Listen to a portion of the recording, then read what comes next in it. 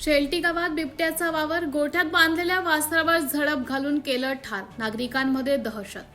शहादा तालुक्यातील शेलटी गावात बिबट्याची दहशत. काल रात्री पहाटेच्या सुमारास एका शेतकऱ्याच्या गोठ्यात शिरून बिबट्याने गायीच्या वासरावर जीवघेणा हल्ला केला.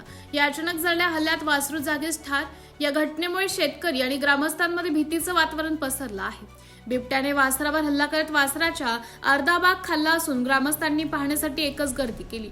मिळालेल्या माहितीनुसार पहाटेच्या 4:30 ते 5 वाजेच्या सुमारास दबा धरून बसलेला बिबट्या श्री वसंत रावण पाटील उर्फ धोंडूभाऊ यांच्या गायीचे वासराला बिबट्याने आपल्या जाळ्यात ओढले. वासराचे जीव वाचवण्याचा प्रयत्न करताना गाय देखील थोडी घाबरली. मात्र या हल्ल्यात गंभीर दुखापत झाल्याने वासरू जागीच मृत पावले. सकाळी हा प्रकार उघडकीस आल्यानंतर गावकऱ्यांनी घटनास्थळी मोठी गर्दी केली.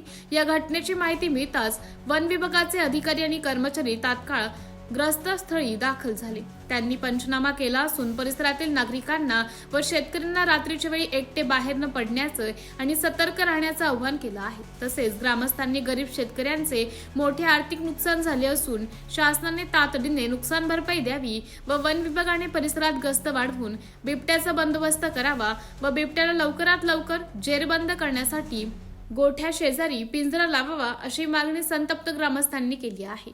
MDTV न्यूज साठी प्रतिनिधी संतोष आकडमल, शहादा.